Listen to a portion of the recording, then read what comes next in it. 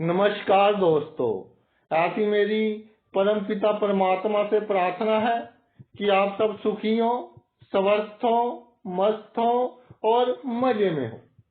देखिए, कई बार कोई ग्रह हमें शुभ फल नहीं देता।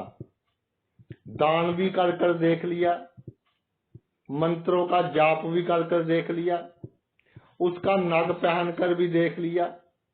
कई बार ऐसा होता है कि लाभ होने की बजाय हमें हानि अधिक हो जाती है, क्योंकि एक ग्रह के ऊपर कई ग्रहों का प्रभाव पड़ता है। फिर राशि देखनी पड़ती है, बहुत कुछ देखना पड़ता है।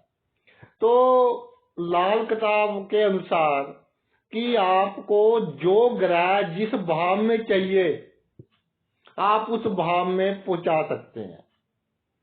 मान लीजिए आपने किसी भी ग्रह को पहले भाव में पहुंचाना है, तो आपने सिंपल क्या करना है, जिस ग्रह को लगन या पहले भाव में पहुंचाना है उससे संबंधित जो भी वस्तुएं हैं, जैसे चंद्र की चांदी, सोने या सूर्य का सोना, मंगल के लिए आपका तांबा हो गया, बुध के लिए हरे रंग का लॉकेट हो गया।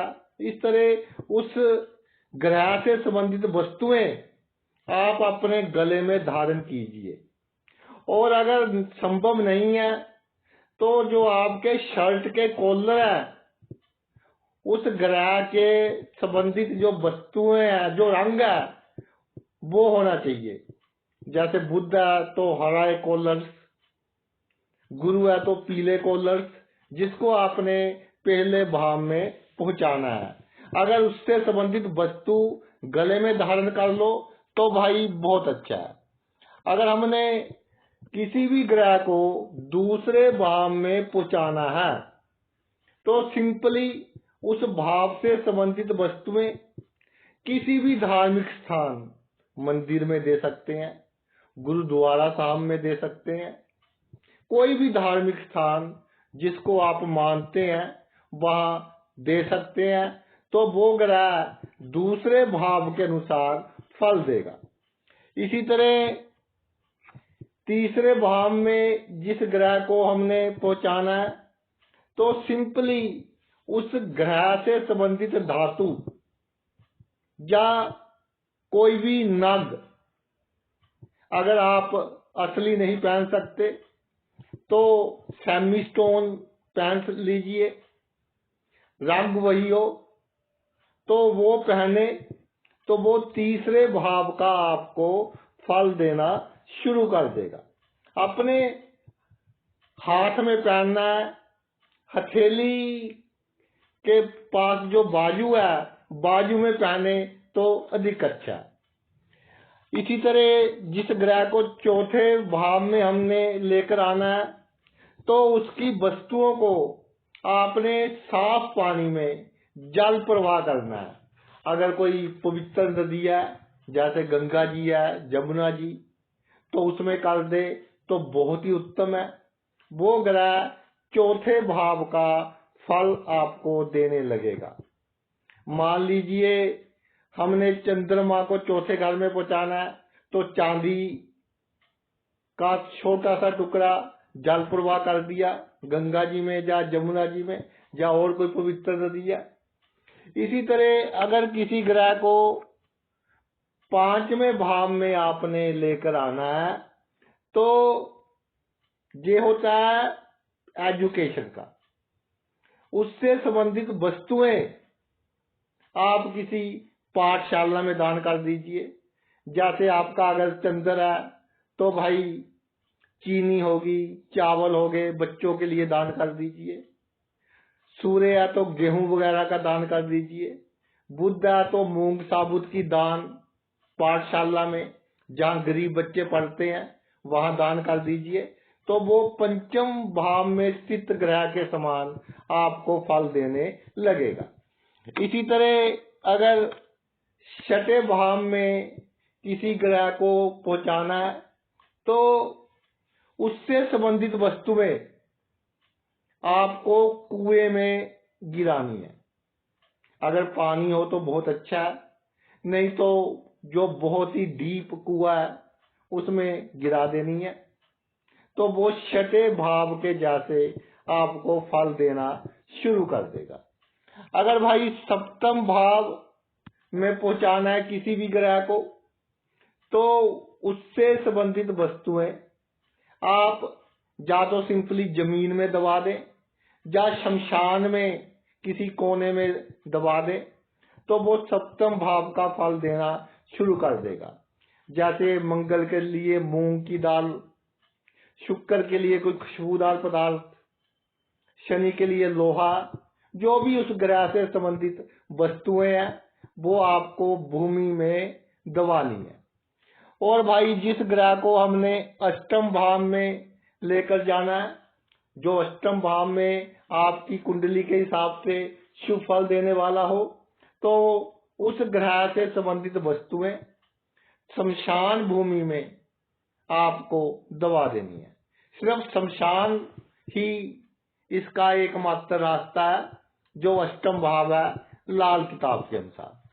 जो आपका नवम भाव है, अगर किसी ग्रह को भाग्य भाव में हमने पहुंचाना है, तो जातक ने उस ग्रह से संबंधित जो वस्तुएं हैं वो किसी भी धार्मिक स्थान में दान कर दे, यथाशक्ति दान कर दे, उतना ही आपका भाग्य आपका साथ देगा। जितनी अधिक मात्रा में आप ऐसे धार्मिक स्थान में दान करेंगे जो आगे गरीबों उनको खाएं या गरीब उनका यूज करे, तो आपके लिए भाई बहुत अच्छा है। और अगर किसी ग्रह को हमने दसम भाव में लेकर जाना है, दसम भाव में किसी ग्रह को स्थापित करना है, तो कोई भी गवर्नमेंट बिल्डिंग है और जब सूर्य का परछामा पड़ रहा है बिल्डिंग के कारण, उसका जहाँ छाया पड़ रही है, शैडो पड़ रही है, वहां पर आपने उस ग्रह से संबंधित वस्तुएं जमीन में दबा देनी है। अगर सूर्य को लेकर आना है तो सोने का छोटा सा टुकड़ा या गेहूं भी दबा सकते हैं। अगर चंद्र को लेकर आना है, थोड़े चावल दबा दीजिए या चांदी का टुकड़ा दबा दीजिए। बुध के लिए घास दबा दीजिए। तो ऐसे जो गवर्नमेंट बिल्डिंग है कोई भी, उसकी जहां पर छाया पड़ती है उससे संबंधित वस्तुएं आपको दबानी है।